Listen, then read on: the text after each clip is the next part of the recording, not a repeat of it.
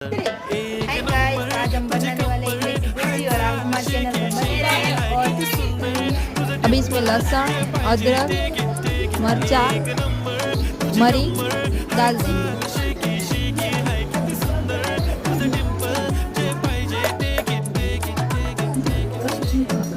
अब इसमें टमाटर ऐड करेंगे।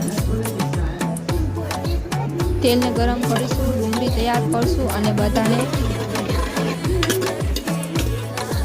હવે મરચું નાખશું, જીરું નાખશું, હળદર નાખશું પીસેલી અને ગરમ મસાલો નાખશું। હવે બધાનો પેસ્ટ રેડી કરીને આપણે ડુંગળીમાં નાખી દઈશું। હવે તેમાં ઈંડા નાખી દઈશું।